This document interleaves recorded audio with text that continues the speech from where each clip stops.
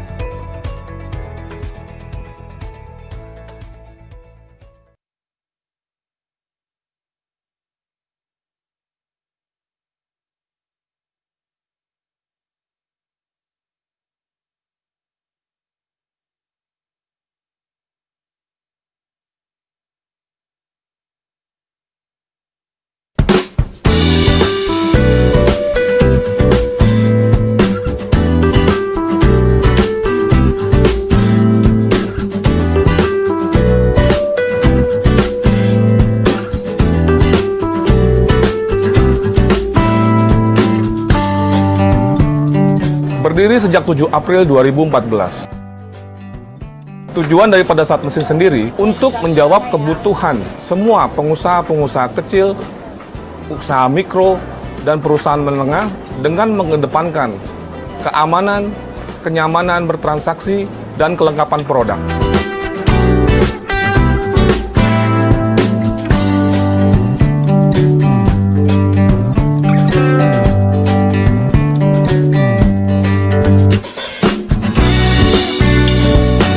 Membangun kolaborasi dengan klien-klien dan perusahaan F&B lain untuk menciptakan komunitas F&B terbesar dan terbaik di Indonesia yang disatukan dalam satu aplikasi online.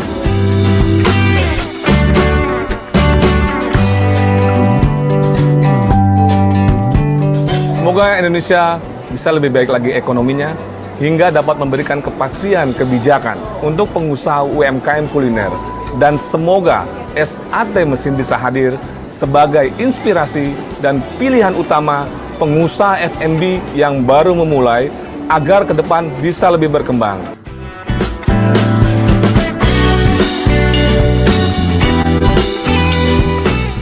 Untuk pelayanannya saya sangat puas karena karyawannya ramah-ramah. Terus juga untuk pembeliannya nggak cuma secara offline tapi juga online. Untuk kualitasnya juga bagus-bagus, pokoknya puas banget deh.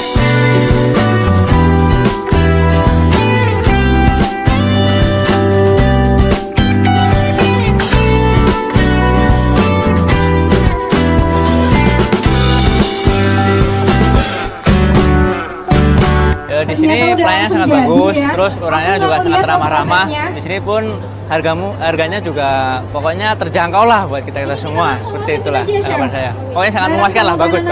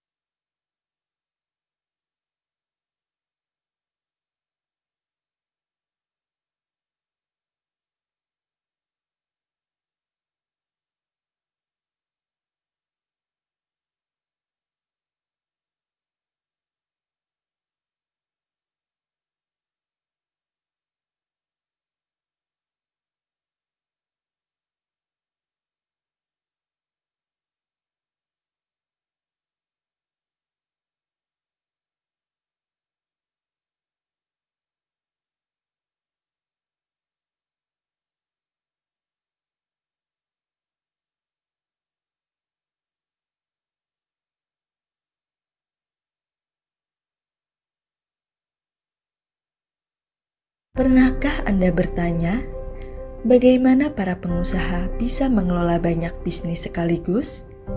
Atau bagaimana memulai dan menjalankan berbagai bisnis tanpa kehilangan fokus? Apakah mungkin menjalankan lebih dari satu bisnis dan tetap mempertahankan kualitasnya? Mulai dari mengatur keuangan, strategi pemasaran, hingga manajemen tim.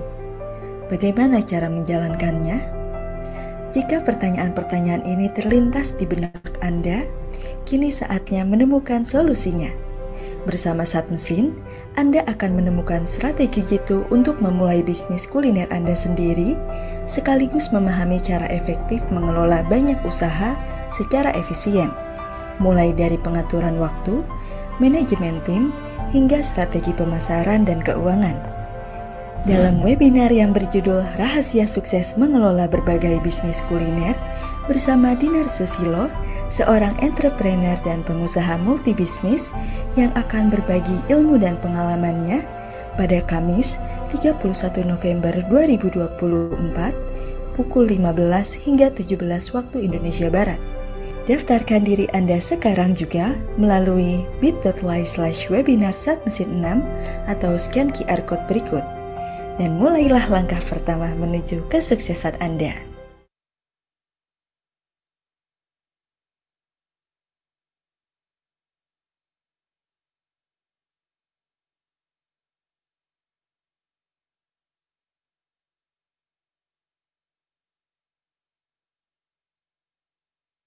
Pernahkah Anda bertanya,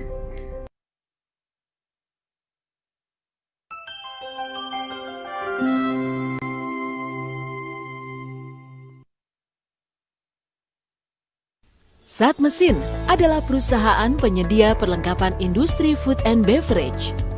Mimpi kami adalah dapat membantu memudahkan kehidupan orang banyak dalam mengembangkan usaha, khususnya di industri food and beverage. Kami memberi solusi untuk para pengusaha maupun calon pengusaha untuk berani memulai dan berkembang, karena kami sahabat usaha Anda. Sat Mesin senantiasa memberikan pelayanan terbaik untuk usaha Anda. Memberikan solusi untuk menyelesaikan masalah dan kebutuhan Anda. Kalau produknya seperti itu, saya sarankan Ibu pakai mixer yang ini. Selain multifungsi dan efisien, harganya juga lebih terjangkau. Memberikan value terbaik untuk Anda. Quality terjamin untuk mesin usaha Anda. QC electrical oven. Oke, bungkus.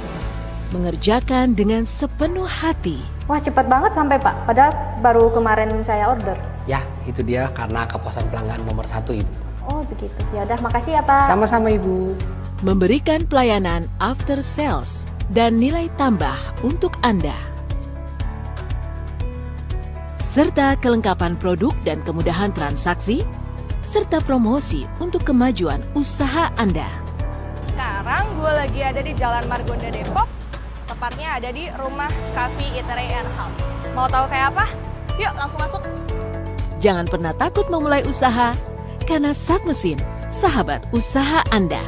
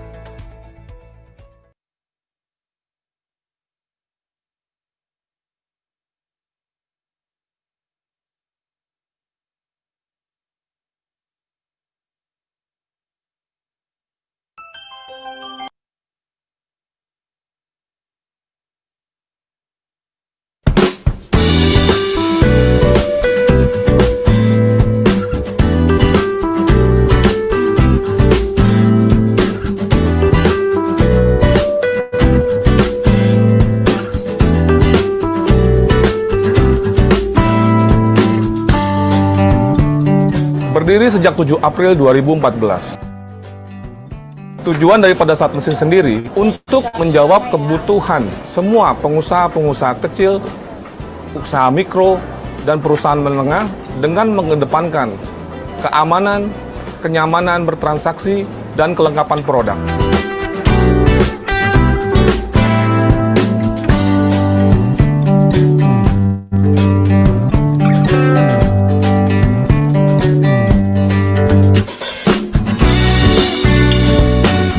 Membangun kolaborasi dengan klien-klien dan perusahaan F&B lain untuk menciptakan komunitas F&B terbesar dan terbaik di Indonesia yang disatukan dalam satu aplikasi online.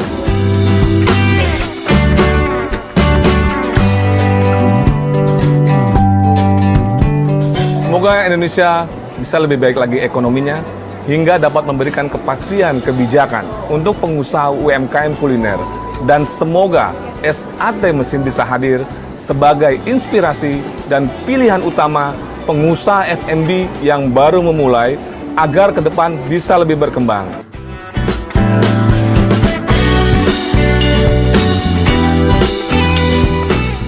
Untuk pelayanannya saya sangat puas karena karyawannya ramah-ramah. Terus juga untuk pembeliannya nggak cuma secara offline tapi juga online. Untuk kualitasnya juga bagus-bagus. Pokoknya puas banget deh.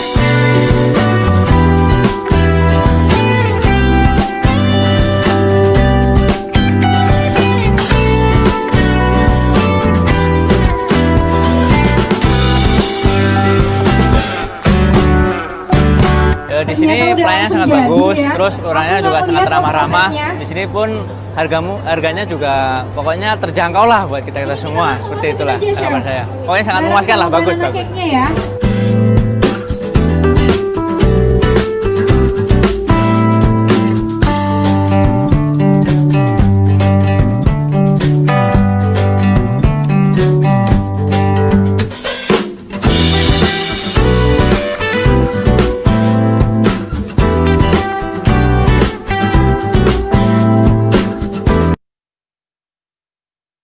Pernahkah Anda bertanya, bagaimana para pengusaha bisa mengelola banyak bisnis sekaligus?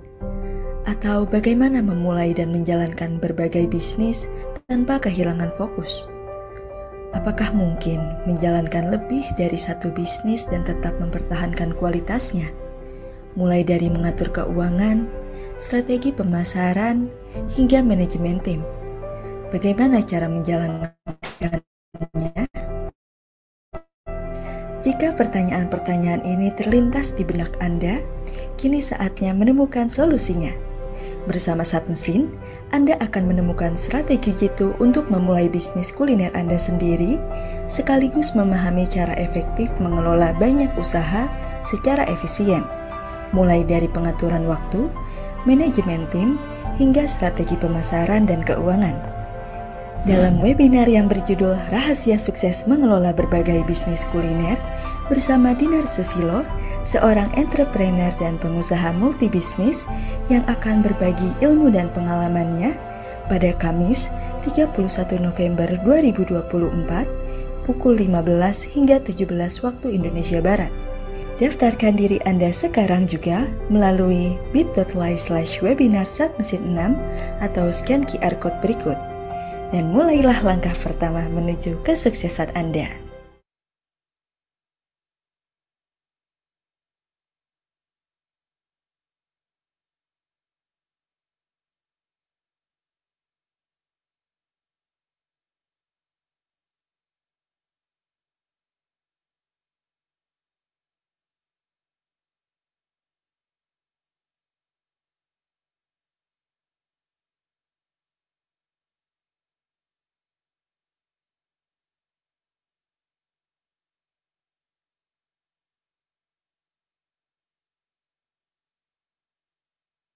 Assalamualaikum warahmatullahi wabarakatuh. Selamat sore sahabat Saat Mesin dimanapun kalian berada. Senang sekali hari ini saya, Afra, dapat kembali menyapa sahabat Saat Mesin semua dalam webinar Saat Mesin yang ke-6 pada sore hari ini. Bagaimana nih kabarnya sahabat Saat Mesin? Semoga semua dalam keadaan sehat dan siap untuk mengikuti webinar di sore hari ini ya. mungkin agak berbeda ya dari beberapa webinar sebelumnya yang biasanya dilakukan di weekend pagi. Kali ini spesial nih diadakan di weekday pada sore hari. Dan tentunya juga bersama narasumber yang spesial nih, sahabat Saat Mesin.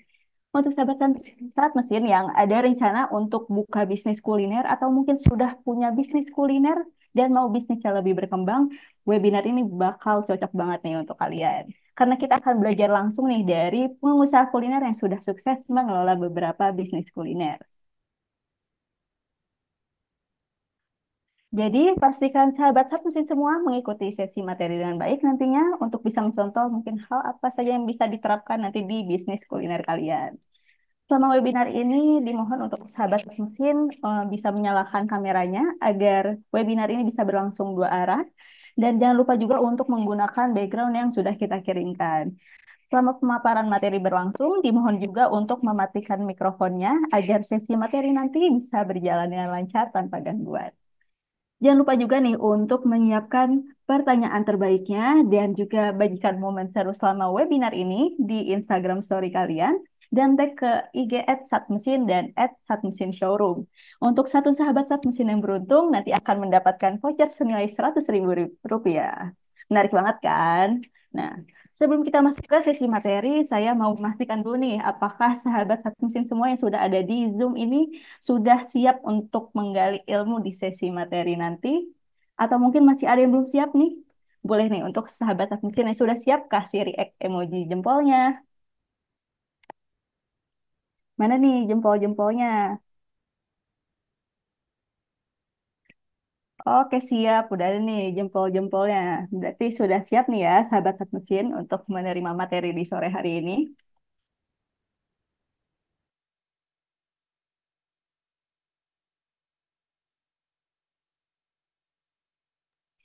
Baik, karena sudah siap, langsung aja nih kita masuk ke sesi materi. Tapi sebelum itu, saya mau spill dikit nih tentang narasumber kita hari ini, yaitu Kak Dinar Susilo, yang merupakan owner dari Ayam Kuali DS88 dan Roti Jadul DS88, sekaligus manajer operasional di Ayam Kremes Bu Condro. Dan mungkin dari sahabat Sat Mesin juga yang di Jabodetabek ada yang pernah berkunjung ke eh, restoran ini dan cobain produknya karena ketiga bisnis ini udah ada beberapa cabang nih seperti di BSD, di Bintaro dan juga di Gading Serpong. Dari pengalaman mengelola beberapa cabang dan brand ini tentunya Kak Dinar Susilo ini punya banyak tips dan trik yang sangat relevan nih untuk sahabat mesin yang memiliki bisnis kuliner atau memulai bisnis kuliner. Nah, tanpa berlama-lama lagi, mari kita langsung dengarkan saja ilmu dari Kak Dinar. Kepada Kak Dinar, waktu dan layar kami persilakan. Halo, selamat sore semua. Eh, kameranya belum nyala ya, sebentar ya.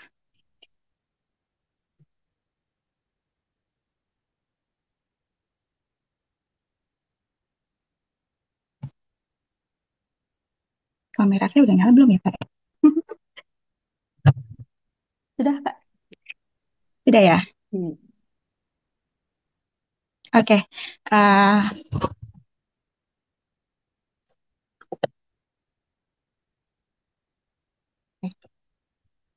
Selamat sore semua untuk Bapak-Bapak Ibu yang udah bergabung di acara webinar pada sore hari ini. Eh, tema kali ini bersama dengan Sat Mesin, kita akan ngebahas tentang sukses mengelola berbagai bisnis kuliner yang selama ini udah aku jalanin. Pertama-tama, aku perkenalkan diri dulu ya. Perkenalkan, nama saya Dinar Susilo. Aku merupakan owner dari Ayam Kuali DS88, merupakan owner dari Ayam Kremes Bu Condro, marketing dari manager marketing dari Ayam Kremes DS88, dan aku juga merupakan founder dari Roti Jadul DS88. Aku juga punya beberapa bisnis lainnya seperti keteloran, food truck, dan Zelin Laundry. Aku juga ada dapur Budinar, seperti itu.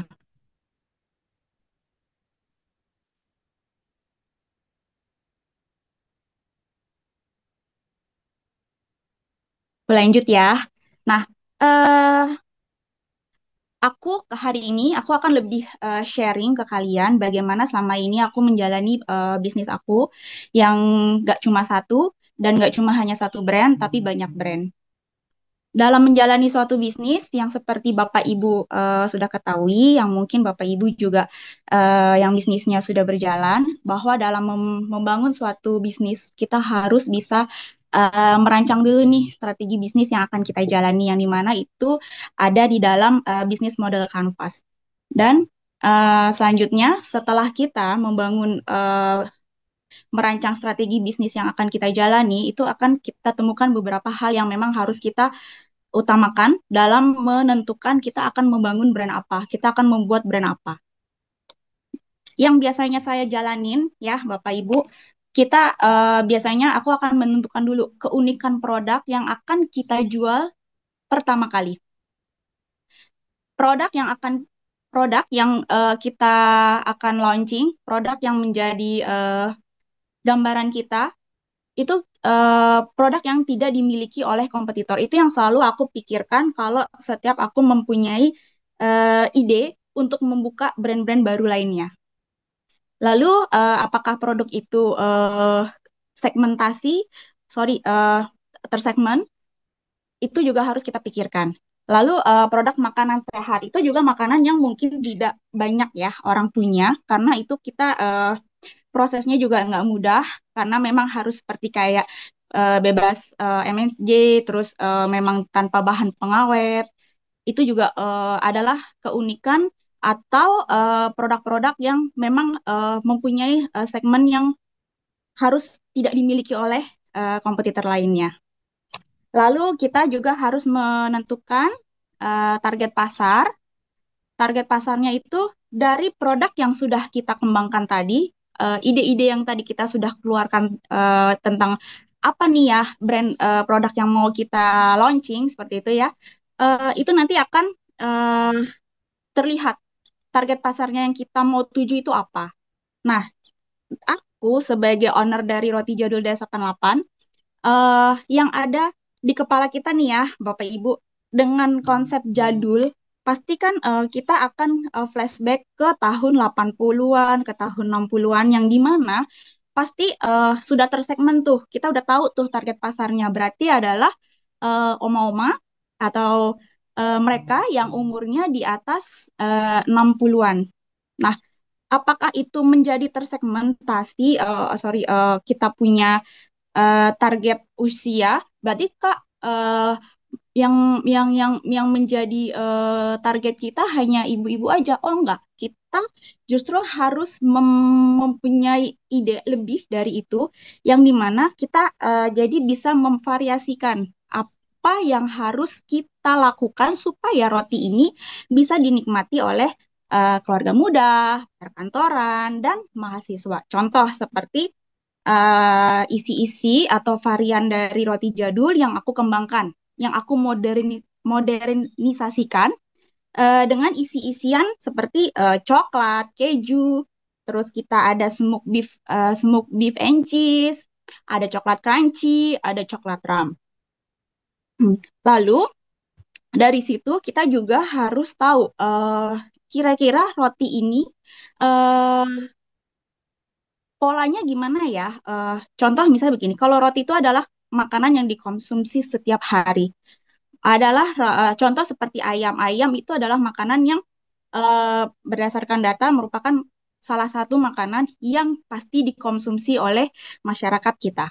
Jadi kita harus tentukan bahwa habit dari kita, masyarakat ini mengkonsumsi nggak roti ini setiap hari kah, atau hanya 1 minggu 1 kali. Nah, itu kita harus tentukan apakah roti kita ini bisa dikonsumsi setiap hari atau tidak.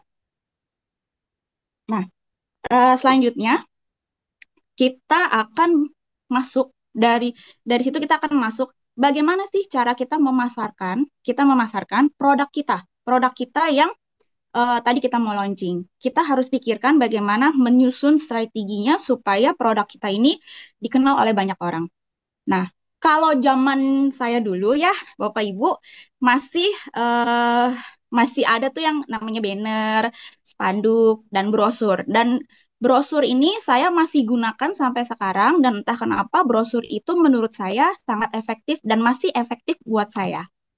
Lalu yang seperti Bapak Ibu sudah tahu ya, kita selalu memakai media sosial seperti Instagram, TikTok, Facebook, WhatsApp bisnis, dan lain-lain. Itu kita nggak bisa bohong ya Bapak Ibu, karena itu sekarang memang benar-benar sangat efektivitasnya untuk mempromosikan produk kita tuh sangat besar. Lalu kita masuk ke influencer, kokol, yang bisa kita pilih yang kira-kira segmennya cocok sama produk kita. Kita bisa me, apa namanya mencari influencer-influencer yang cocok sama kita. Lalu habis itu baru kita iklankan Bapak Ibu kontennya yang memang menurut kita audiensnya banyak, yang menurut kita memang sukses, konten-konten yang udah kita buat itu bisa kita iklankan. Seperti itu. Oke, aku lanjut ya Kak Afra. Nah, next. Di sini aku itu ada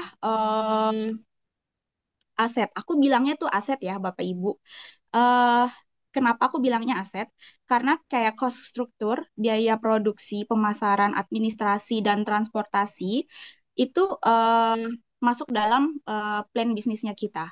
Yang dimana kita harus tahu nih, dalam membuat suatu roti itu, kita mempunyai biaya produksinya berapa, pemasarannya kita seperti apa, dan kita ada nggak orang administrasi yang bisa mengurus itu semua? Mungkin kalau misalnya Bapak Ibu masih dalam skala kecil, untuk bagian administrasi dan penghitungan mungkin kita bisa lakukan sendiri ya Bapak Ibu. Karena aku juga seperti itu. Kalau misalnya aku membangun suatu usaha dan itu belum besar seperti sekarang, aku pasti akan hitung dulu sendiri kira-kira biaya produksi dan yang lainnya itu akan sebesar apa nantinya.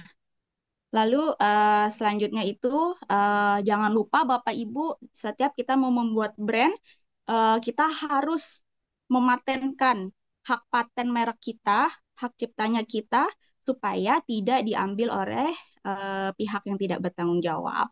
Nah, terus kita juga harus memikirkan nama produk kita apa, lokasinya di mana, terus kebutuhan-kebutuhan kita apa saja, contoh seperti mesin ya, kayak peralatan kayak aku misalnya beli mixer, beli proofer, itu aku belinya salah satunya di Sat Mesin. Terus kita harus tentukan juga lokasi, kita mau rumah atau mau ruko, kita mau beli atau sewa. Lalu yang paling penting adalah sumber daya manusianya. Kita harus milih kira-kira sumber daya manusia yang kita pilih itu kita mau di standar gaji berapa, kita mau milihnya mereka itu sudah mempunyai kemampuan sampai di mana, seperti itu. Karena sumber daya manusia itu kita nggak bisa bohong ya Bapak Ibu, sangat membantu kita. Lalu yang pasti saya juga akan memikirkan adalah distribusi. Ini distribusi itu penting ya Bapak Ibu.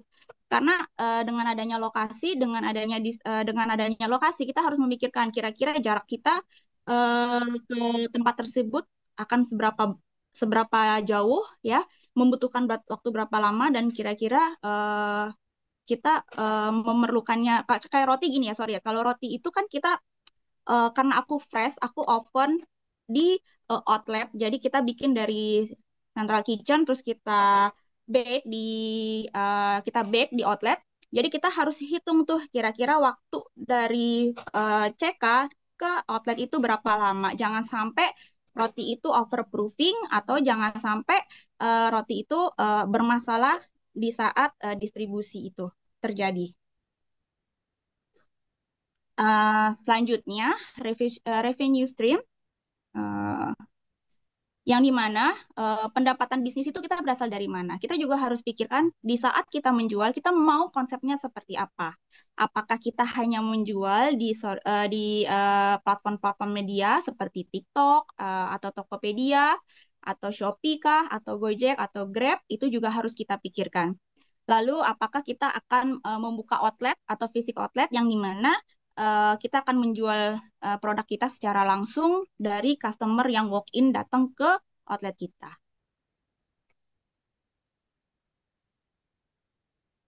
Nah, ini adalah SWOT yang dimana setiap dari pembisnis entrepreneur muda, baik kita semua, dalam mengembangkan suatu bisnis, ini tuh sudah menjadi apa ya, tolak ukur lah, seperti itu kalau aku bilang ya. Aku nggak akan jelaskan ini secara detail ya, Bapak Ibu, tapi aku akan menjelaskan ini berdasarkan sharingnya dari saya, berdasarkan pengalaman aku. Nah, di sini itu ada kekuatan, yang dimana kekuatan ini datangnya dari dalam, dari internnya kita. Kekuatan ini bisa berasal dari produk. Produk kita seperti apa?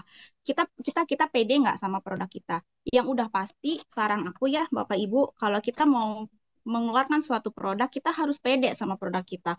Kalau kita nggak pede, kita nggak percaya diri sama produk kita jadi memasarkannya juga susah ya, Bapak Ibu ya. Jadi mau bilang roti kita enak juga kok kayaknya kita nggak pede, mau bilang roti kita lembut tapi kita nggak pede, nah itu nggak boleh. Kita harus pede, kita harus percaya diri sama produk kita. Nah, disinilah kekuatannya, di mana kita mempunyai kekuatan untuk mempromosikan produk kita. Dan kita mempunyai kekuatan adalah roti kita ini. Contoh ya, aku kasih contohnya karena aku kasih contoh roti. Aku mengeluarkan roti itu, jadi aku tuh pede buat men-sharingkan ke customer, untuk mempromosikan ke customer bahwa roti kita lembut. Roti kita tuh lembut loh. Terus roti kita tuh tanpa bahan kimia. Terus kita tuh punya isiannya tuh bervariasi. Terus kita punya isiannya tuh bervariasi. Itu juga menjadi kekuatan buat kita. Jadi kalau contoh nih, Bapak Ibu misalnya punya produk chips atau punya produk lipstick misalnya begitu ya, Bapak Ibu ya. eh, Bapak Ibu harus percaya diri bahwa lipstiknya kita ini bagus, tahan lama, waterproof. Itu merupakan kekuatan dari kita, kekuatan produk kita. Itu yang harus Bapak Ibu tahu, bahwa itu adalah merupakan kekuatan kita. Seperti itu. Dan kalau dari saya, kekuatan selain dari roti lembu tanpa bahan pengawet, isian yang bervariasi, kita juga tetap fokus dengan konsep kita. Roti jadul. Konsepnya adalah suatu roti yang memang kita flashback ke tahun 60-an sampai 80-an, yang dimana roti-roti itu harus kita kembangkan, kita kita variasikan dengan memang konsepnya adalah jadul. Contoh, saya mengembangkan isian ayam lemper. Isian ayam lemper itu jadi ayam lemper yang ada di lemper tuh ya, ibu-ibu, saya masukin ke dalam roti gitu kan. Nah, itu ternyata mempunyai kekhasannya sendiri dan mempunyai cita rasa yang benar-benar otentik dan beda banget. Dan aku juga masukin tuh isian ayam kuali ke dalam roti kita. Itu juga udah pasti kompetitor nggak ada, Bapak Ibu, karena itu satu-satunya punya kita sendiri, seperti itu. Dan ada isian kayak risol mayonnaise, yang dimana ada smoked beef, egg, dan mayonnaise. Nah, itu merupakan kekuatan dari produk kita, Bapak Ibu. Lalu selain itu, yang selanjutnya adalah kelemahan, yang dimana kelemahan itu juga datangnya dari diri kita juga, dari dalam ya, yang dimana kalau saya nih, Bapak Ibu, kalau saya sharing ya, kebetulan nih, saya itu kelemahannya tuh di promosi, Bapak Ibu. Saya ini gimana pun nggak bisa bohong ya sama umur. Kan saya lahirnya di tahun 80-an. Jadi yang dimana sekarang itu kan digitalisasi tuh cepet banget ya berkembangnya. Media sosial itu bener-bener kayaknya tuh kalau buat saya tuh mungkin entrepreneur muda sekarang tuh mungkin kalau lagi tidur aja ngejalanin itu semua tuh kayaknya gampang ya, untuk sosial media, untuk promosi apapun itu.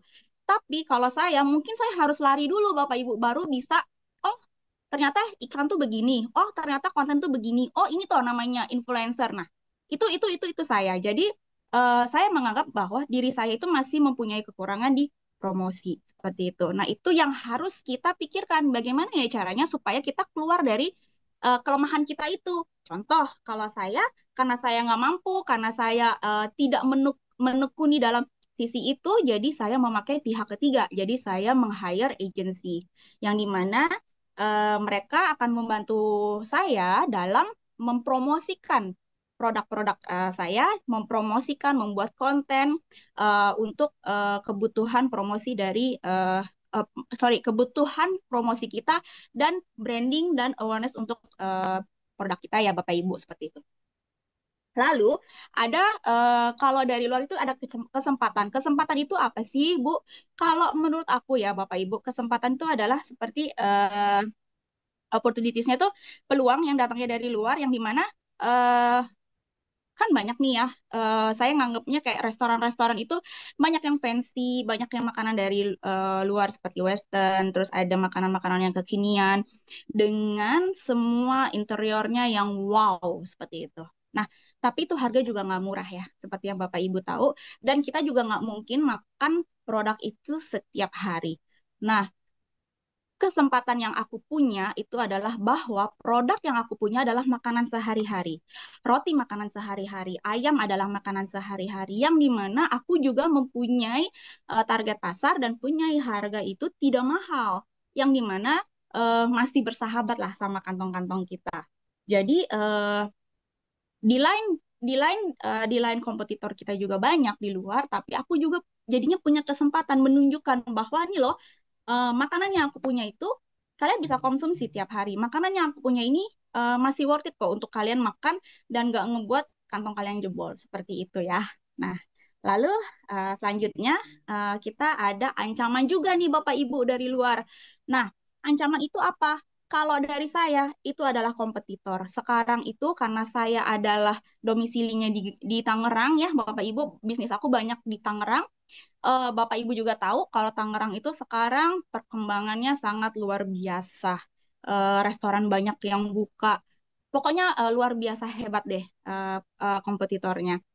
Nah, gimana caranya untuk menghadapi itu semua?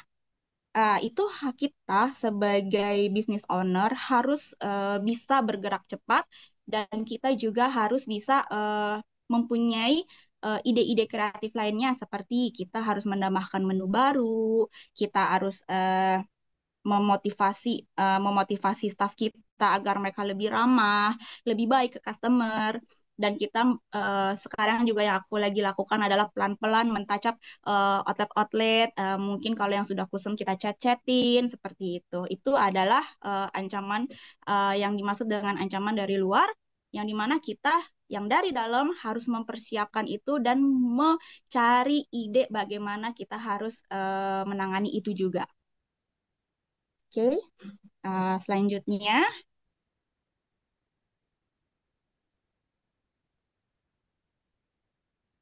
Nah, kita masuk di bagaimana bisnis bisa berjalan dengan baik. Ini aku akan lebih sharing ya Bapak Ibu, bagaimana selama ini aku menjalankan bisnis aku yang lebih dari satu brand. Contoh misalnya kayak saya ayam kuali, aku punya dua outlet. Untuk ayam kremes Bu Condro, aku punya 4 outlet. Roti jadul aku punya 2 outlet. Kebetulan ayam kremes DS88 kita baru buka di Bali, baru berjalan 3 bulanan. Dapur Bu Condro, Dapur Bu Dinar, terus ada keteloran, ada Zelin. Nah, itu nggak mudah untuk menjalankan itu semua. Jadi, yang sharing yang aku mau berikan ke kalian juga adalah gimana sih supaya bisnis itu semua berjalan dengan baik. Yang sudah pasti kita harus menjadi business owner yang kompeten. Kenapa aku bilang begitu Bapak Ibu? Aku ini terlahir dari memang keluarga F&B dari kecil, dari belum lahir juga orang tuaku sudah berkecimpung di F&B. Jadi yang selalu mereka tekankan ke saya adalah di saat kita membuka suatu bisnis, kita ini harus bisa. Kita harus tahu produk yang kita mau jual. Kita harus bisa masak. Kalau saya, karena saya makanan, jadi diharuskan saya bisa masak. Saya tahu misalnya ayam goreng bumbunya apa, saya harus bisa masak. Jadi, once saya nggak punya staff atau ada kendala di staff, saya bisa pasang badan untuk kerjakan itu semua. Jadi kenapa bisa dibilang semua bisnis yang saya pegang, saya bisa untuk pegang sendiri di saat kita kesulitan sumber daya manusia. Lalu sebagai business owner yang kompeten, kita juga harus bisa melihat peluang-peluang bisnis, kita harus juga melihat kompetitor, kita juga harus tahu standar dari kemampuan kita bagaimana, kemampuan outlet kita gimana, sudah di batas mana mereka juga. Terus ada juga sumber daya manusia. Kita nggak bisa bohong ya Bapak Ibu bahwa sumber daya manusia itu sangat penting dalam kita menjalankan bisnis kita. Yang dimana kalau saya nih Bapak Ibu, saya tuh punya superwoman sama superman. Superwoman sama Superman ini adalah orang-orang staf kepercayaan saya di circle terdekat saya, yang dimana mereka adalah duplikasi saya, mereka tahu apa yang saya mau, mereka tahu apa yang harus mereka lakukan. Memang kita nggak bisa bilang mereka akan menjalankan 100% apa yang menjadi keinginan kita. Tapi mereka bisa menjalankan itu 70% aja, buat saya itu udah bagus banget. Lalu mereka itu yang nantinya akan membantu kita menghadapi masalah-masalah atau mengecek di setiap outlet-outlet yang saya punya untuk mereka cek apakah semua sudah berjalan dengan baik dan benar. Lalu yang kita tekankan lagi juga di sini adalah kesejahteraan dari para staf kita. Memang yang dibilang adil itu menurut mereka berbeda, adil menurut kita berbeda ya Bapak Ibu ya. Mungkin menurut kita sudah adil, tapi belum tentu menurut mereka itu adil. Cuma yang penting kita sudah melakukan yang terbaik, kita sudah melakukan yang apa yang menurut kita memang kita sudah support mereka. Yang penting kesejahteraan mereka itu memang jangan lupa untuk kita lihat ya, seperti itu. Lalu yang sudah pasti memilih staf dengan tepat, dengan benar, walaupun banyak juga masalah-masalah menurut kita sudah hire orang dengan tepat dan benar, tapi ternyata besok dia resign. Ada juga kayak gitu. Saya juga ngalamin kok Bapak Ibu. Itu memang masih terjadi sampai saat ini seperti itu. Cuma ya kita nggak bisa juga memilih secara asal karena gimana pun mereka kita butuhkan seperti itu. Dan yang penting juga membangun kultur usaha. Jadi gini, saya di setiap outlet itu saya membangun kulturnya mereka, saya membangun budayanya mereka, yang dimana saya mengkedepankan bahwa apapun yang terjadi, apapun yang mau kalian tanya, silahkan tanya ke saya di saat saya sedang ada di outlet. Jadi tuh saya kalau di outlet tuh ya Bapak, Ibu, dalam satu hari saya bisa sambangin tiga outlet saya, yang dimana di situ saya akan merangkul mereka ya, melihat apa yang terjadi di situ. Saya akan berusaha sebagaimana mungkin mereka itu mendapat infonya tuh dari saya, bukan dapat info dari pihak luar yang dimana mungkin bisa ditambah-tambahin, bisa dikurang-kurangin infonya seperti itu, Bapak Ibu. Dan itu akan menjadi toksik nantinya di perusahaan kita. Tapi kalau mereka kita rangkul, memang mendengarnya dari kita langsung, mudah-mudahan toksik-toksik itu tidak bisa berkembang dengan baik di dalam outlet itu tersebut. Seperti itu. Lalu saya masih melakukan internal dan eksternal audit. Internal dan eksternal audit itu bagaimana sih, Bu Dinar? Kalau saya itu pasti saya akan mengecek kualitas dan kuantitas produk yang saya jual. Jadi setiap saya datang ke outlet, saya pasti akan coba. Itu random Bapak Ibu, saya akan coba random. Lalu saya cobanya juga dalam porsi-porsi kecil ya Bapak Ibu ya. Tapi kalau misalnya saya memang lagi nggak order secara porsian kecil, jadi nanti saya akan makannya sedikit-sedikit. Jadi saya ngambil piring, saya makan sedikit-sedikit, nanti sisanya saya kasih ke staff, saya suruh mereka cobain. Begitu juga dengan yang roti. Kalau roti saya potong-potong Bapak Ibu, nanti saya ngambil part yang memang mau saya cobain, nanti sisanya saya bagi ke mereka supaya mereka tahu bahwa ini loh produk yang mereka jual, bahwa ini enak atau tidak, ini pantas atau tidak, seperti itu.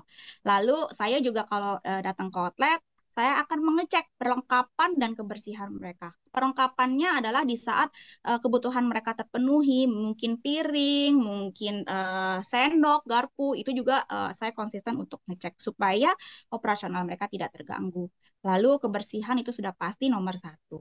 Lalu di mana saya punya superwoman dan superman saya tadi itu, yang saya sudah jelaskan, mereka juga akan turun Bapak Ibu ke outlet-outlet tersebut, random juga, untuk mengecek gimana sih persiapan mereka sebelum buka outlet dan setelah tutup. Jadi mereka akan kontrol, oh ini anak-anak sudah menjalankan SOP, oh ini staff ini tidak menjalankan, seperti itu Bapak Ibu. Lalu juga mereka akan mendengarkan permasalahan-permasalahan yang terjadi di outlet-outlet tersebut. Apakah ada toksik-toksik tadi atau ada apa sesuatu yang mereka mungkin tidak share ke saya, tapi mereka share ke staff-staff saya tadi. Seperti itu. Lalu ada external audit. External audit ini saya akan lebih biasanya gini Bapak Ibu, kalau external audit itu kan family ya, biasanya family atau rekan-rekan relasi yang datang untuk makan di tempat kita sebagai pelanggan.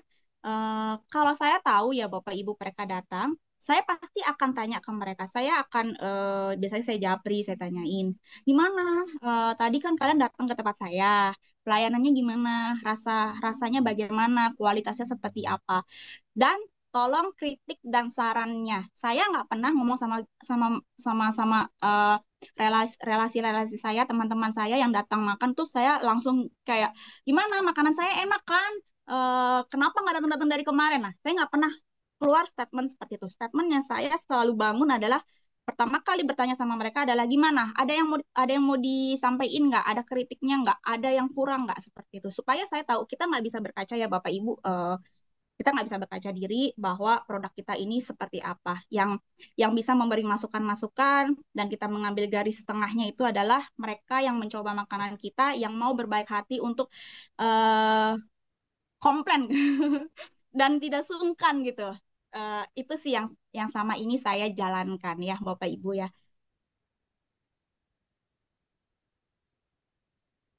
Nah, ada juga cash flow management. Cash flow management ini bisa dibilang sebagai administrasi atau finance.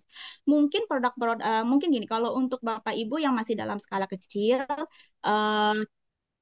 untuk administrasi atau finance ini bisa kita pegang sendiri Bapak Ibu. Saya juga dulu seperti itu. Kita bertahap Bapak Ibu. Jadi dulu saya masih kerjaan sendirian, semua gajian saya masih kerjain semua, mau dari Bu Condro, mau dari Ayam Kuali, saya masih kerjain sendirian. Terus dengan berjalannya waktu, akhirnya kita meng-hire orang admin, dengan berjalannya waktu kita meng-hire orang finance, yang dimana mereka akan membantu kita membuat menghitung cash flow di setiap outlet-outlet kita, yang dimana mereka akan memberikan kita laporan bahwa outlet ABC ini untung loh Bu, outlet CDE ini biasa aja gitu kan, atau rugi bahkan, atau tidak berkembang. Nah, dari situ kita bisa tahu apakah brand ini patut kita perjuangkan atau enggak bisa bertahan berapa lama nih cash flow-nya kita untuk si brand tersebut yang tidak berkembang atau mungkin rugi seperti itu. Nah, ini menurut menurut saya sangat penting Bapak Ibu untuk ketahui bahwa untuk membangun suatu brand atau suatu outlet itu memang dibutuhkan manajemen cash flow yang benar-benar baik supaya kita bisa tahu budget berapa yang harus kita keluarkan setiap hari, biaya operasionalnya, bla bla bla segala macam seperti itu Bapak Ibu. Lalu yang pasti otomatisasi sistem. Kita harus memiliki SOP yang baik dan sesuai dengan kebutuhan brand masing-masing ya Bapak Ibu ya. Jadi SOP itu tidak harus sama semua rata, tidak, tapi dikondisikan dengan kondisi brand masing-masing. Lalu kita juga harus memiliki sistem aplikasi kasir. Selama ini saya juga selalu pakai. Awalnya enggak ya Bapak Ibu ya, dulu waktu zaman dulu banget ya di Bu Condro tuh saya nggak pernah pakai namanya aplikasi kasir. Kita semua manual, tapi banyak masukan terutama dari suami juga, dia akhirnya cari aplikasi kasir. Akhirnya kita dari situ kita berkembang terus kita modernisasi sistemnya kita seperti itu. Lalu kita juga harus memiliki struktur organisasi atau tim yang bekerja berdasarkan keahliannya Bapak Ibu. Jadi saya itu selalu membangun tim-tim yang mereka itu bisa di bidangnya masing-masing. Contoh, saya butuh orang finance, saya bikin tim finance. Saya butuh orang kurir, saya bangun tim kurir saya. Jadi kita ini punya tim kurir pribadi Bapak Ibu di luar dari aplikasi yang dimana itu memberikan keuntungan buat kita. di luar dari aplikasi-aplikasi itu yang mungkin ongkirnya mahal, memang yang kita juga sudah tahu pasti harganya juga lebih mahal. Terus kita juga punya tim engineering, kita punya tim IT seperti itu yang dimana kalau misalnya ada lampu rusak, ada komputer rusak, kita udah punya timnya sendiri yang untuk kerjain itu semua. Dan biasanya staff-staff kita yang di outlet, PIC kita juga udah tahu, oh kalau lampu rusak ke A, kalau komputer rusak ke Ibu B, misalnya seperti itu. Lalu yang sudah pasti brand baru yang mau kita yang brand baru yang kita mau keluarkan itu harus masih dalam satu circle. Itu maksudnya bagaimana, Bu? Maksudnya adalah gini, saya adalah berkembang di dunia F&B, yang dimana berarti saya menciptakan brand-brand baru saya, anak-anak perusahaan saya itu yang masih berkecimpung di F&B. Kenapa seperti itu? Karena, maaf ya Bu ya, saya kan badannya satu, jadi kalau misalnya saya harus ngembangin sesuatu yang jauh di luar dari F&B, saya memang saat ini masih belum sanggup. Seperti itu. Jadi saya masih mentelurkan, istilah kata saya punya ayam, telurnya ini ya dari satu induk gitu kan. Jadi kalau saya punya CK, saya punya ayam, saya punya apa ya, saya punya ayam, saya punya CK-nya itu ada misalnya ikan apa nila misalnya seperti itu. Ya itu produknya yang akan saya turunin itu nanti semua. Nah, kenapa bisa ke roti? Jadi kalau roti itu kan sebenarnya masih berkecimpung di F&B ya, Bapak Ibu ya. Jadi dan memang itu adalah konsep bisnis yang baru saya kembangin supaya dia berdampingan sama si ayam kuali, di mana ada ayam kuali itu ada bakery si roti jadul itu. Nah, karena dia masih dalam satu line, masih satu FN, maksudnya masih FN, sorry, masih kategori FNB. Nah, kenapa itu jadi si roti itu ada. Lalu next-nya itu adalah kita, Bapak Ibu, di zaman sekarang ya, sudah tidak asing dengan berkolaborasi, berbagi, sharing. Jadi contohnya yang di roti ini Bapak Ibu, saya berkolaborasi, saya berpartner dengan teman saya. Eh, di situ saya memberikan apa ya, bukan memberikan ya, lebih tepatnya biasanya kalau saya bersama teman-teman gitu ya, biasanya kan saya masih juga sering bertanya ya ke teman-teman, belajar, masih menimba ilmu Bapak Ibu. Jadi walaupun saya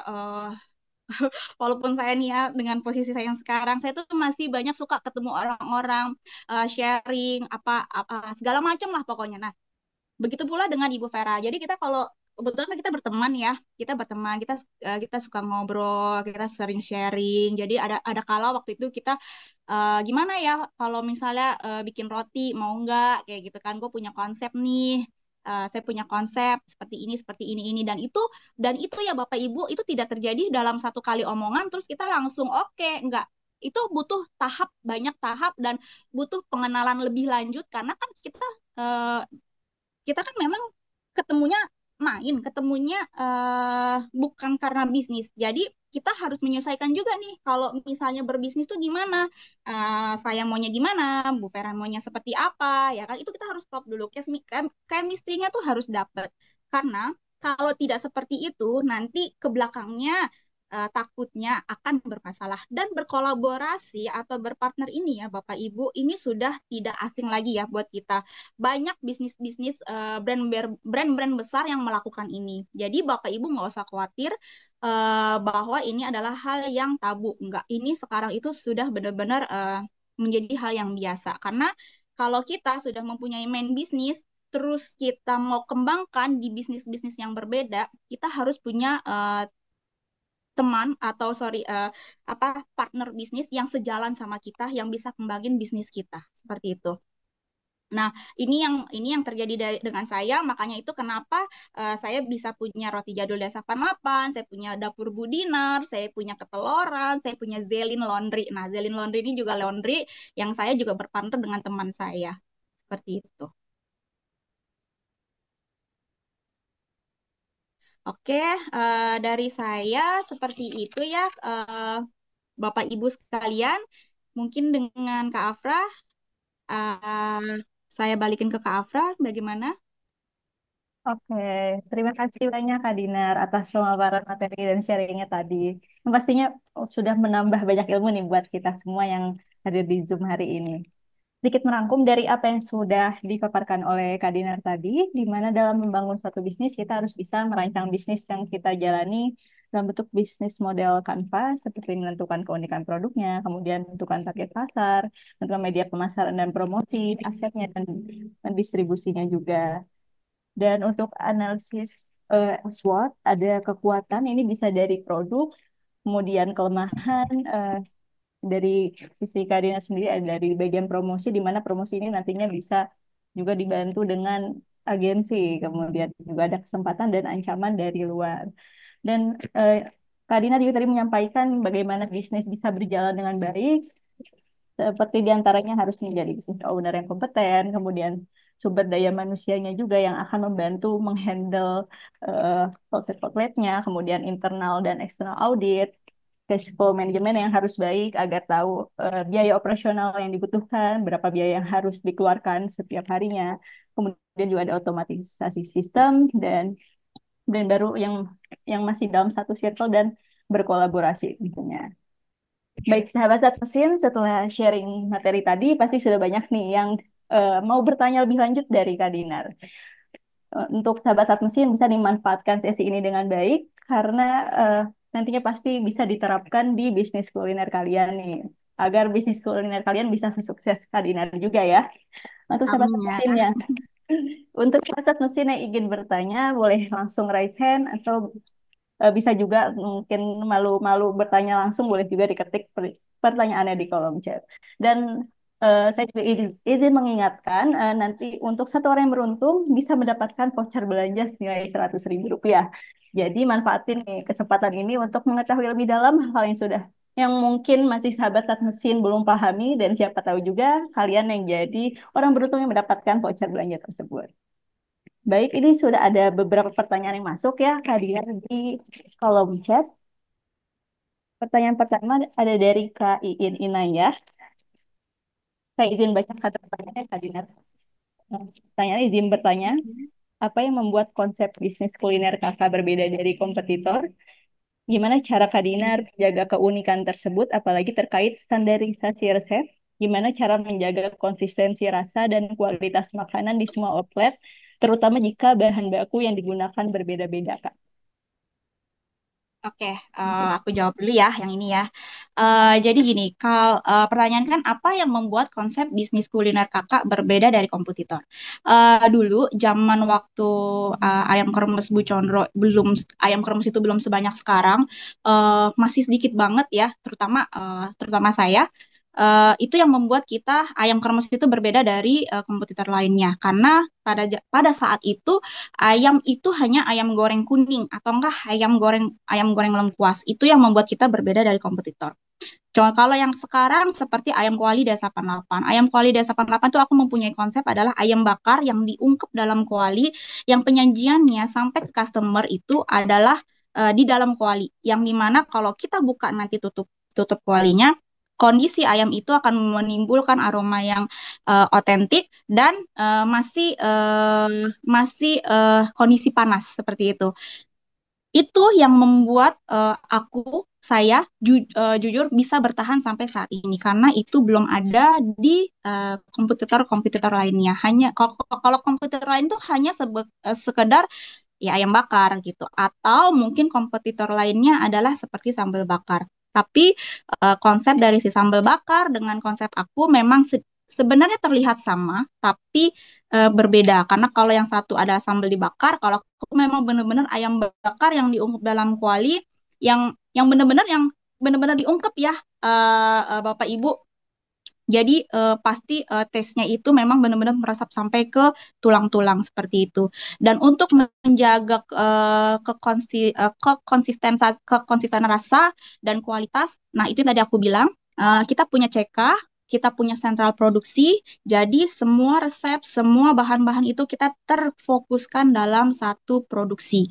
Jadi dalam central kitchen saya ini, semua produk, semua resep itu semua dalam satu tempat. Jadi bukan misalnya aku punya 5 outlet, terus 5-5-nya ini masak sendiri-sendiri. Oh enggak, aku tidak mempunyai konsep itu. Jadi aku punya 5 outlet, aku punya satu sentral produksi yang dimana produksi ini akan mendistribusikan semua ayam-ayam ke 55 outlet ini, yang dimana nantinya resep dan kualitas itu akan selalu terjaga karena memang dalam satu tempat produksi seperti itu.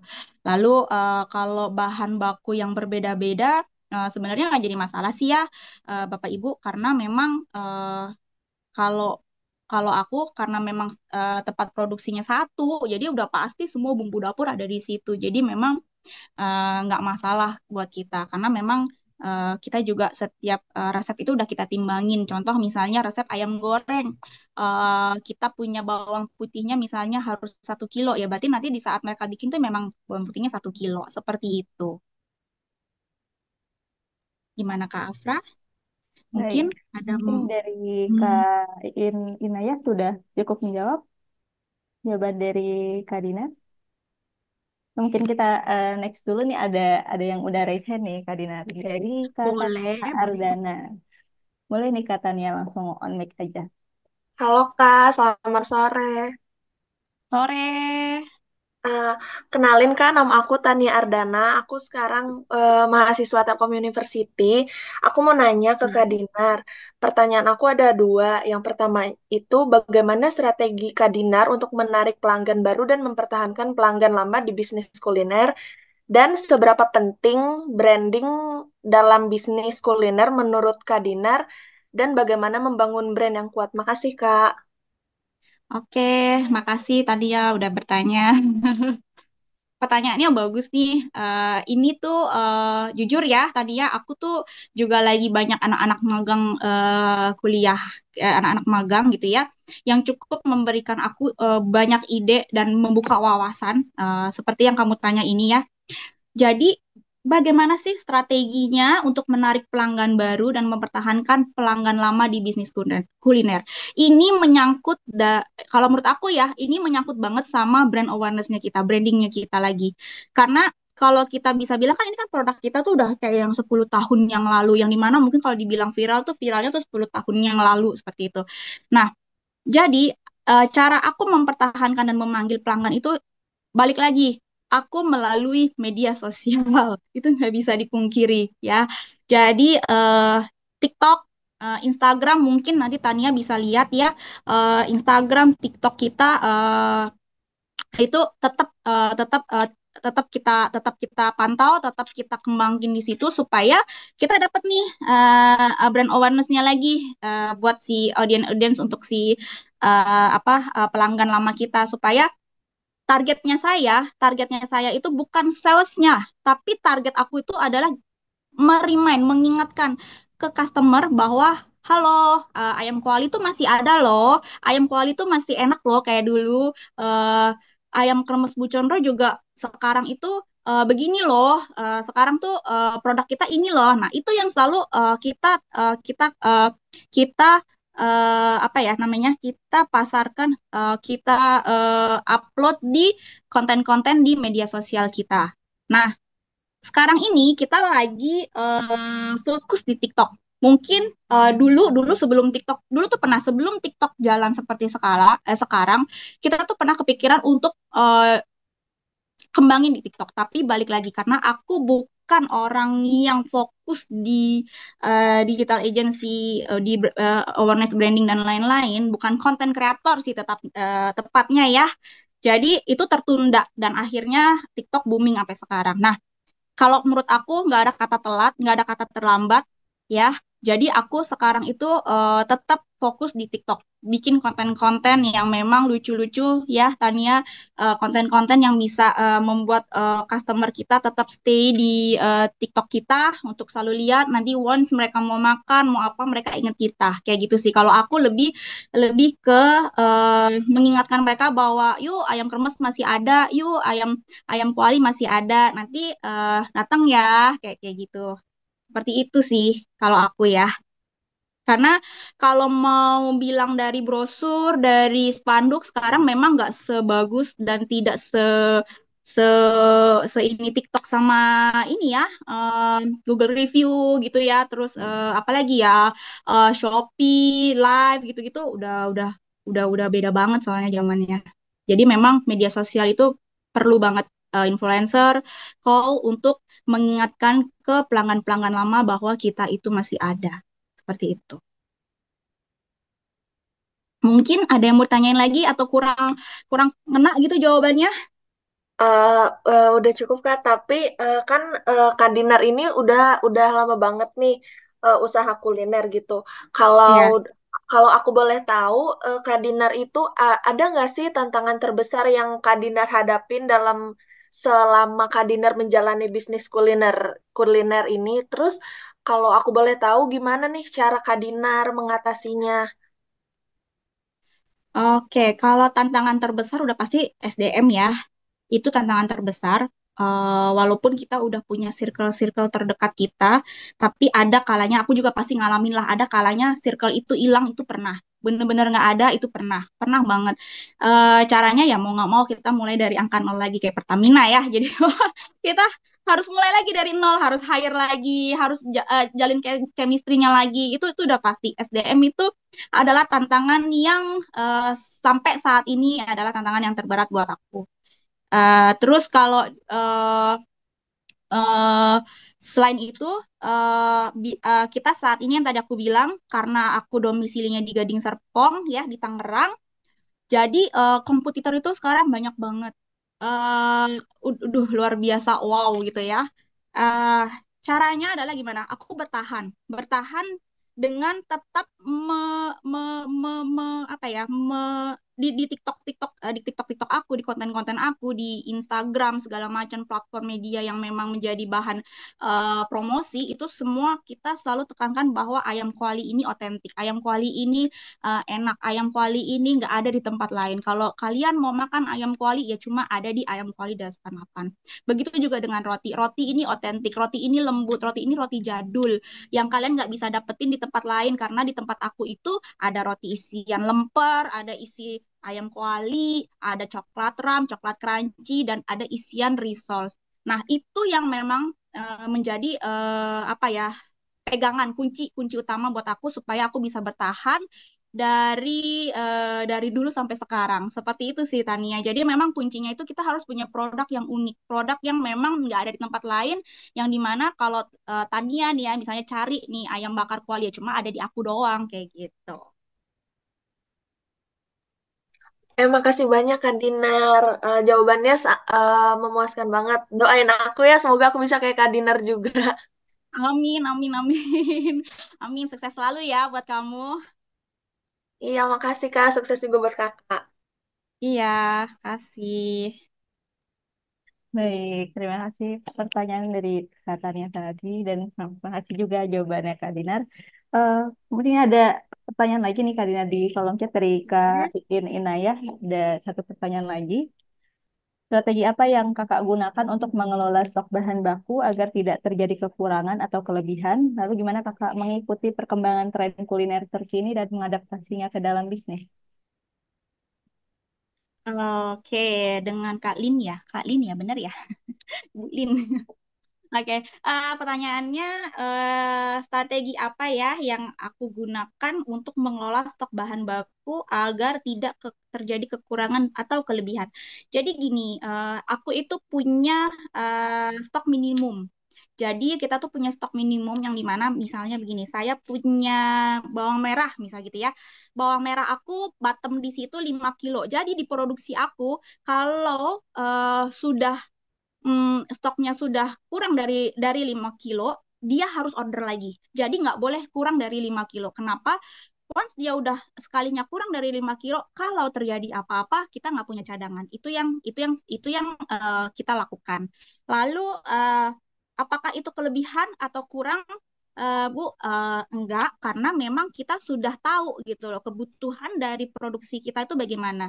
Dan cadangan itu biasanya buat apa? Nah, biasanya cadangan yang kita gunakan itu adalah misalnya tiba-tiba lagi ada pesanan banyak, tiba-tiba kan mendadak misalnya nasi box bisa ada orang pesan misalnya sampai berapa ratus gitu kan. Nah, otomatis produksi aku kan harus memproduksi barang itu kan, misalnya memproduksi sayur asam yang membutuhkan bawang merah. Nah, itu aku harus produksi yang digunakan apa ya? Itu tadi stok aku yang 5 kilo seperti itu.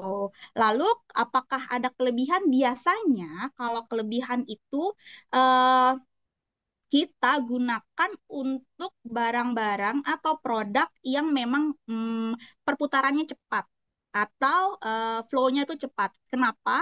Karena kita tahu flow-nya dia cepat, jadi kita harus lebihin barangnya. Jangan sampai di saat demand-nya lagi banyak, tapi kita nggak punya stok. Nah, kita nanti produksi yang akan kewalahan untuk mensuplainya lagi, untuk ngejar lagi gitu. Seperti itu. Biasanya memang kita melebihkan stok-stok itu hanya untuk produk-produk yang memang flow-nya itu cepat terjual seperti itu. Lalu biasanya juga mungkin buat Bapak Ibu yang mungkin tempatnya atau mungkin punya tempat yang sudah memadai begitu ya. Biasanya aku juga melakukan stok melebihi stok lebih, misalnya contoh kayak cabai deh. Cabai itu kan kalau lagi lebaran ya, lagi mau ada momen-momen tertentu itu harganya sangat luar biasa. Jadi ada kalanya itu aku stok cabai, aku stok di dalam freezer ya, di stok gimana caranya supaya cabai itu masih dalam kondisi bagus di saat aku pakai. Itu pertama selain mengurangi eh, buat ngakalin harganya yang mahal ya supaya kita masih tetap bisa jualan ya kan. Nah itu juga membuat kita juga nggak kehabisan stok sambal karena biasanya cabai itu walaupun harganya mahal kita bisa beli juga, tapi kadang barangnya nggak ada pun biasanya jelek kayak gitu karena mungkin biasanya kalau musim hujan banyak yang busuk-busuk seperti itu. Nah, kalau ditanya gimana kakak mengikuti perkembangan tren kuliner terkini dan beradaptasi, jadi gini, perkembangan kuliner ini kan sangat luar biasa ya masifnya ya. Semua apa juga sekarang ada. Kita mau cari apa juga ada. Kita mau makan apa juga ada. Eh, Kalau saya itu tetap konsisten, tetap fokus. Mungkin kalau yang saya jalankan sekarang adalah gini, di apa main bisnis saya cuma satu. Misalnya saya jualannya ya ayam kremes. Itu yang saya fokus ayam kremes. Tapi saya akan melakukan atau mengeluarkan menu-menu baru yang masih dalam satu konsep ya, tidak melenceng konsepnya, tapi kita memperbarui. Mungkin orang jenuh atau bosan kita perbarui, kita perbarui. Kita hanya main di perbaruan apa eh, apa menu seperti itu atau kita melakukan promosi ya, tapi promosi yang kita lakukan juga Bapak Ibu jangan terlalu besar-besaran karena gini, ini saya sharing ya, karena kalau bagi saya kita mengeluarkan promo yang terlalu besar, contoh misalnya ayam kremes Bu Condro tuh selama ini tidak pernah mengeluarkan promo besar-besaran, tidak pernah mengeluarkan promo, baru baru 1 tahun ini aja. Eh, kita kita atau saya nih ya, saya tidak pernah mengeluarkan promo yang terlalu besar. Karena apa? Nanti kalau di saat kita mengeluarkan promo yang terlalu besar, ngomong deh kita 30% promo, orang bukan senang Bapak Ibu. Biasanya orang akan, karena kan aku ini produk lama ya, jadi orang akan berpikirnya gini, ini Bu Chandra udah nggak laku ya, diskon 30%. Nah, biasanya yang aku tanya ke banyak orang ya kan, karena aku suka sharing-sharing juga, biasanya itu adalah yang mindset yang ada di kepala mereka. Jadi mereka kan menganggap ada produk aku tuh nggak laku gitu. Jadi makanya itu kenapa aku nggak pernah mengeluarkan promo secara besar-besaran, karena nanti mereka berpikirannya bahwa malah Bu Condro ini nggak laku. Jadi eh, pisau bermata dua gitu. Jadi agak susah. Kita nggak bisa kayak gitu. Itu yang sama ini aku pegang ya. Jadi tetap konsisten, tetap fokus dengan pekerjaan kita, nggak yang kayak galau kok kayaknya di sana buka ramen rame banget ya. Apa Bu Condro aku jadiin ramen gitu? Enggak, aku nggak kayak gitu. Tetap konsisten karena aku percaya, aku yakin kalau bisnis kita konsisten, kita bener-bener jaga kualitasnya, kita bener-bener pokoknya kita puter deh caranya gimana ide-ide kita supaya produk itu masih bisa bertahan. Aku yakin kok itu bisa bertahan karena aku percaya nggak ada kata terlambat dan nggak ada kata apa ya, pokoknya nggak ada kata terlambat lah gitu kalau menurut aku. Mungkin ada pertanyaan lain mungkin Kak Afra? Baik, ini ada satu pertanyaan lagi nih, Kak Dina dari Kak Sarah Megarani. Saya mau tanya, cara apa yang Kak Dina terapkan untuk meningkatkan penjualan di luar jam kerja, jam makan, Jam makan. di saat penjualan lagi sepi di waktu-waktu tertentu? Thank you, Kak Dina. Oke, nah ini dia yang aku tadi bilang, karena aku tidak pernah mengeluarkan diskon secara besar-besaran, biasanya kita akan manfaatkan di jam-jam sepi, seperti yang tadi di luar jam makan siang ya, atau di luar dari jam makan malam. Biasanya aku akan lakukan paket-paket bundling, eh, atau enggak kayak Google review, siapa yang review di jam-jam sekian, mungkin yang harusnya cuma dapat es coklat, tapi ini misalnya dapat es campur, seperti itu. Atau tidak mungkin makan berlima cuma makan berlima dapat loyalty card atau enggak dapat geber hadiah. Sekarang kita juga lagi membuat promo seperti geber hadiah setiap bulannya yang kita akan undi buat customer-customer loyal dengan minimum spend tertentu seperti itu. Nah, kalau dari aku sih strategi bisnisnya seperti itu ya untuk promo-promo ya dan nggak terlepas dari konten-konten media sosial sih yang pasti seperti itu.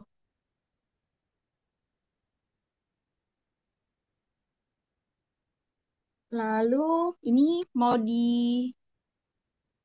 Oke. ada pertanyaan lagi, Ini, Kak? eh, dari sahabat teknisi semua, apakah ada yang ingin bertanya lagi?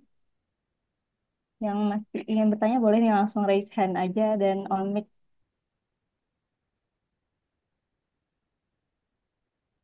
Oke, sepertinya tidak ada pertanyaan lagi ya, Kak Dinar.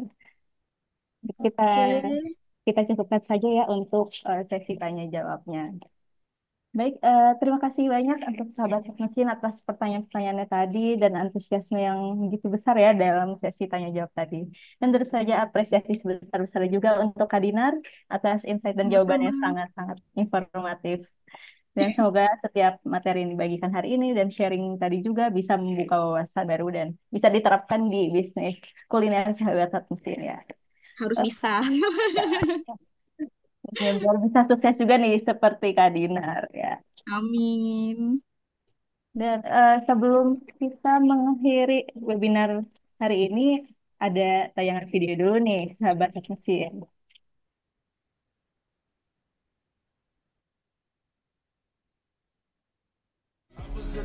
And I was like I'm in the basement. Number one spot, now she found her a replacement.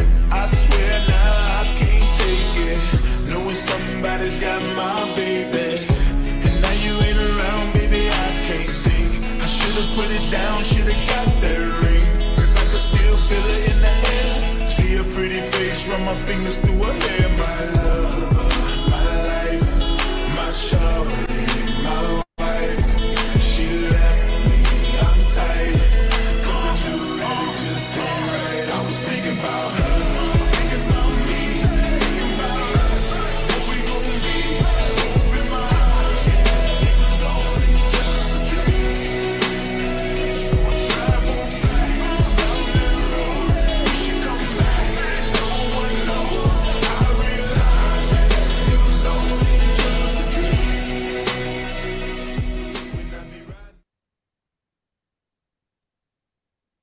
Baik, itu sekilas tadi adalah bisnis kuliner dari Kak Dinar ya, Kak. Mungkin ada Betul. yang mau disampaikan nih, Kak Dinar, dari video tadi. Dari aku sih nggak ada sih ya Kak, aku cuma kasih support aja buat semua teman-teman, buat Bapak Ibu semua. Semoga bisnis yang dijalankan bisa sukses sesuai apa yang diharapkan. Eh, Percaya aja bahwa kesempatan itu selalu ada, nggak ada kata terlambat, eh, nggak ada kata nggak bisa, semua tuh bisa. Karena aku aja yang nggak bisa jadi bisa. Kayak gitu ya. Itu tadi semua adalah bisnis-bisnis yang aku jalanin, salah satunya Ayam Kuali dan bisnis Bu Condro.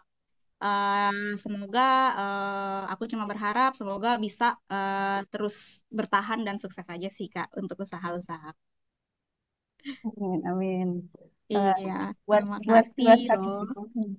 Singkain juga ya, Kak.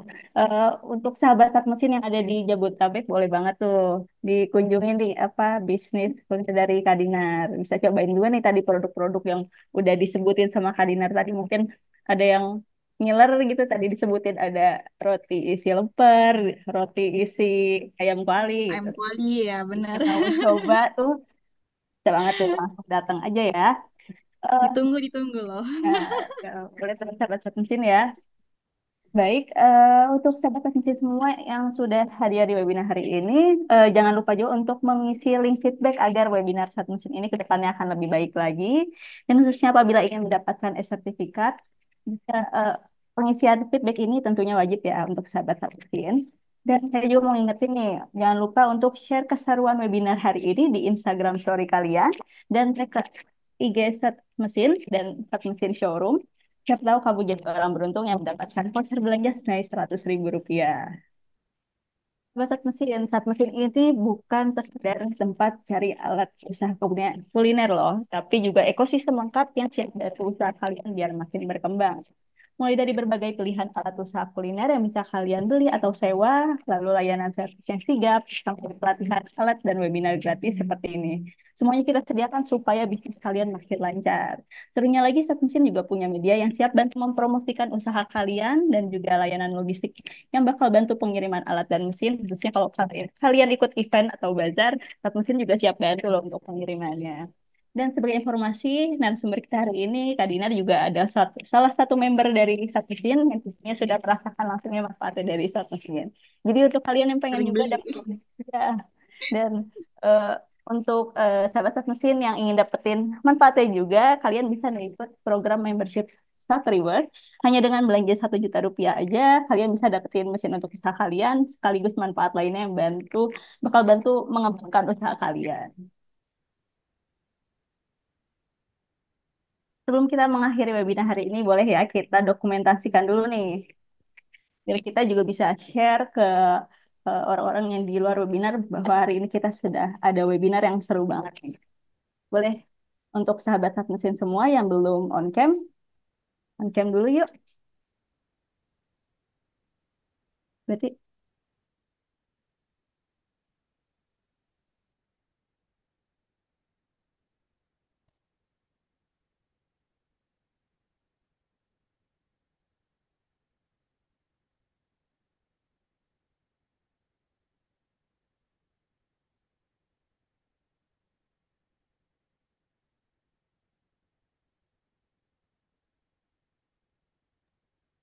baik, sudah on cam ya. Oke. 1, 2, 3. 1, 2, 3. Oke, baik.